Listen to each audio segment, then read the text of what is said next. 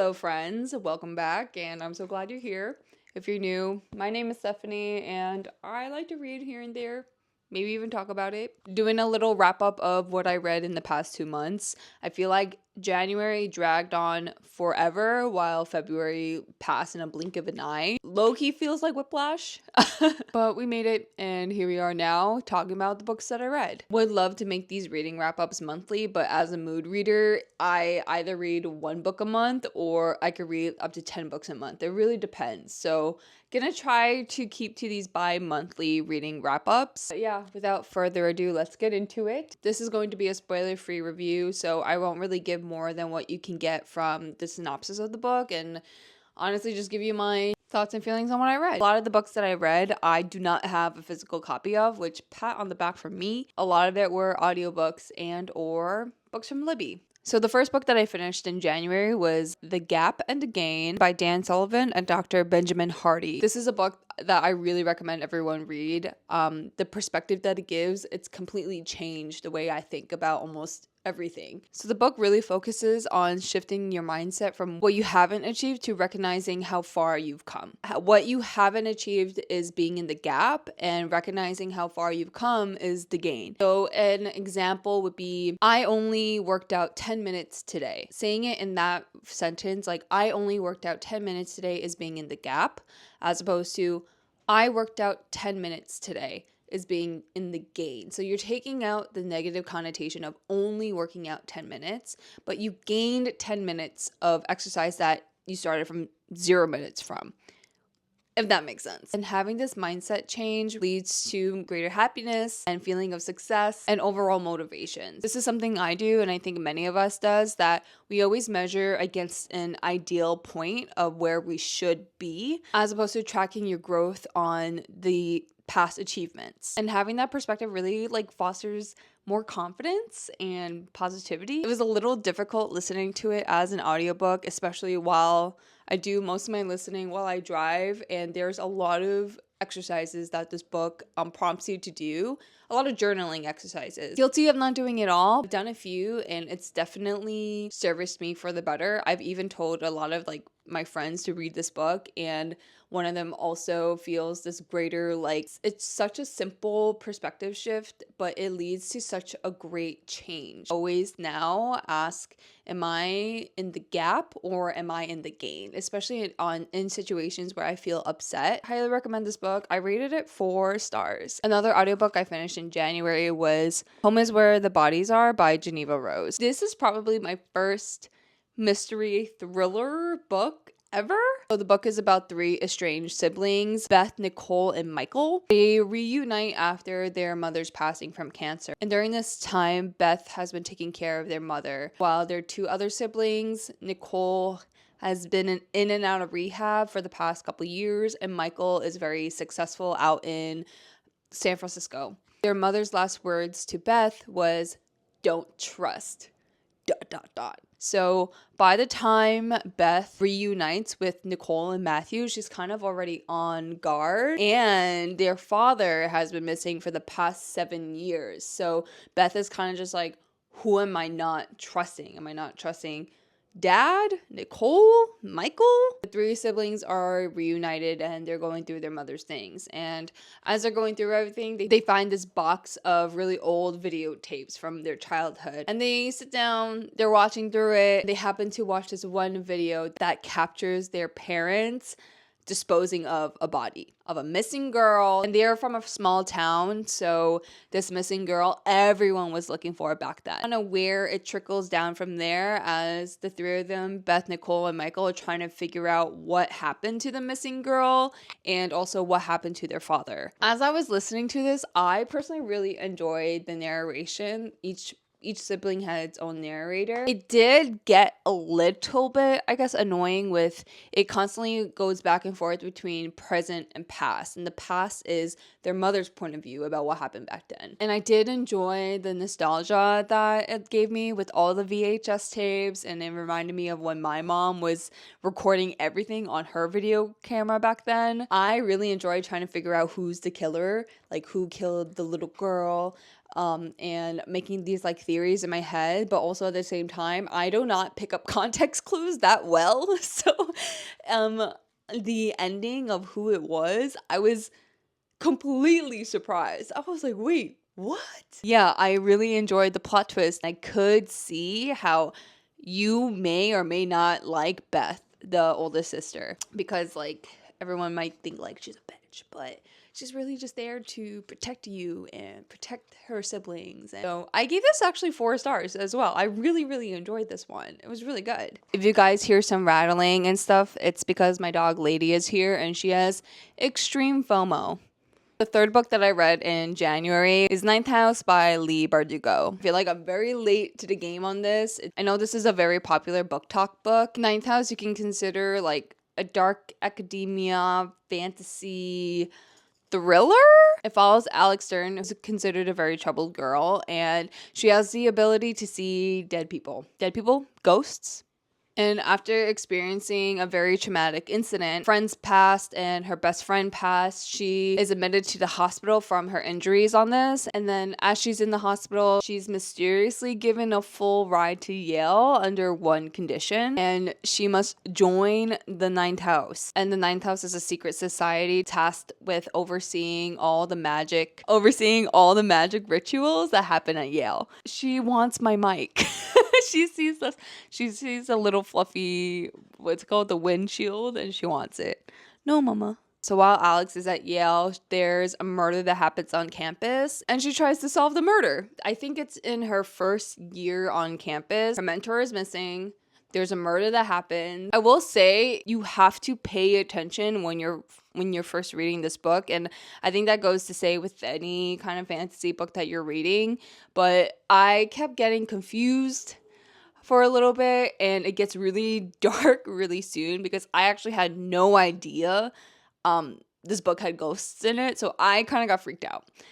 So just a little fair warning on that part. I did really enjoy that while Alex was trying to solve this mystery for the murder, that she was also uncovering the hidden power struggles at Yale between the esteemed occult groups taking advantage of the lesser privileged students at Yale. The relationship between her and her mentor, Darlington, I was craving so much more of, but there really wasn't much to give. This is another book that it flips between past and present, flipping between like her first couple months with Darlington, her mentor at Yale, and then to present without her mentor solving this murder. And I just really, really, really wanted more of Darlington and Alex together because there's definitely more to it that the author just wasn't giving me, and not even in a romantic sense. I just loved their relationship together, and Darlington seemed like such a character with a backstory that felt like I wasn't getting enough of. So I did majority of my reading in February. Surprisingly, I read 6 books. So this is a book that I've literally seen all over TikTok time and time again,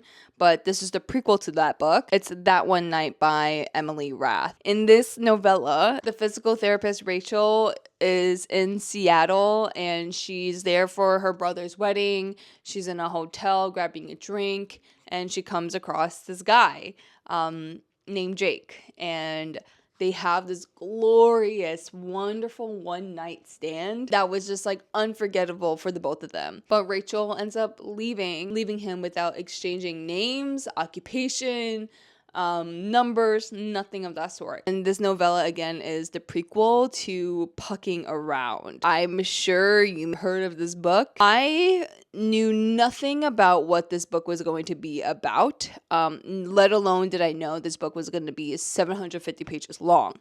So thank God I read this on a Kindle. Again, it follows Rachel, the physical therapist. She ends up landing a job to be a physical therapist for the Jacksonville Rays. And this is a very male-dominated sport, and she's great at her job, and she's there to prove to herself and to everyone. On her first day at the job, she comes across Jake, and Jake has been on her mind ever since their one night stand, and I think it's like a couple months to a year that goes by that they haven't seen each other, and they're so crazy about each other. And I just really thought I don't know what I thought. I just thought it was going to be a nice romance book that you read here and there.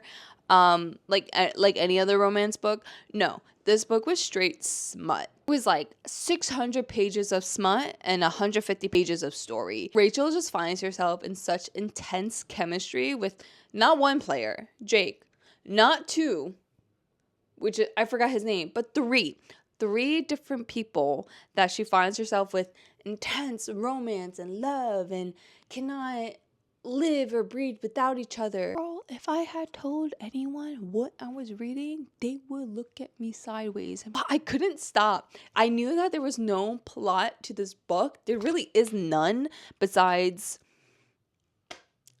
just smut. I just really wanted to know who Rachel was going to end up with out of the three love interests that she had.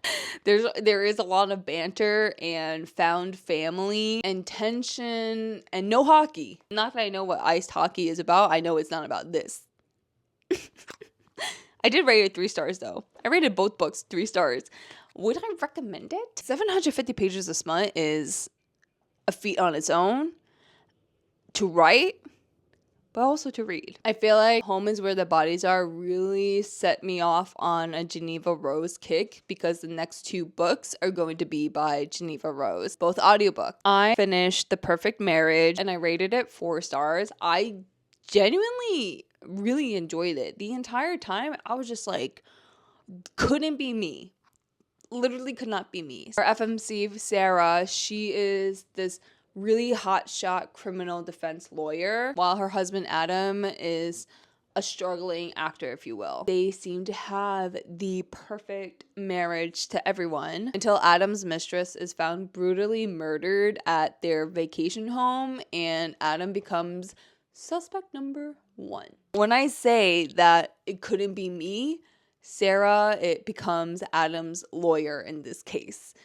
And the whole time, literally, as I'm listening to this book, I'm like, Sarah, how are you doing this? Like, and then towards the later half of the book, I will say it started to get a little obvious on like who the killer was. All those different questions that I was asking myself, like, oh, well, what happened to that? And what happened to this guy? And what happened with this evidence? And why is she doing this? And who is doing... It kind of clicked.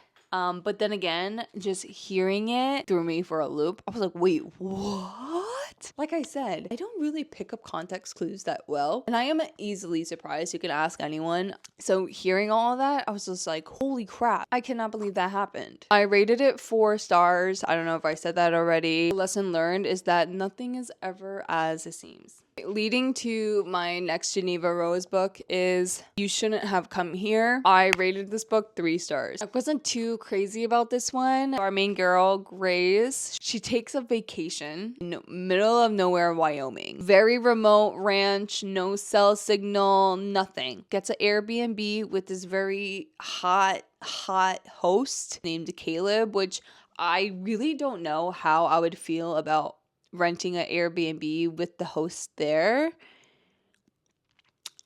Yeah, I don't know about that, especially as a woman alone in the middle of nowhere. As soon as Grace gets to the cabin that she's staying at with the host, there are sparks. Sparks fly. He's so good looking. He's so handsome and kind. She's amazing. She's so good looking and sweet. And they just kind of like have this magnetic sexual tension. And she's there for 10 days. First couple days, everything is so nice and breathtaking. The nature is beautiful. The host is treating her so kindly and driving her to places because her car breaks down. He is basically escorting her like anywhere and everywhere that she needs to go. And then all these things start to unravel. There's a missing girl who is supposed to be staying at that same Airbnb a week before Grace showed up. These really bad omens with dead animals.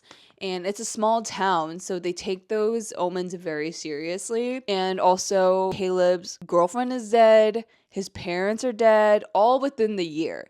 So Grace is kind of just like, what the hell? And her gut is telling her that she really, really needs to leave. Everything is so perfect and he's so perfect. And also, Caleb is obsessed with her, which I was like, what is what is going on? Literally the entire time, I was just like, what is going on? Where is this book going? Honestly, I would say 80% of this book was sexual tension, which kind of threw me off. But yeah, I just felt like the climax of the book was overshadowed by Grace and Caleb's relationship, in the sense that I just didn't like it. I felt like the most of the book was really, I guess maybe that's the point.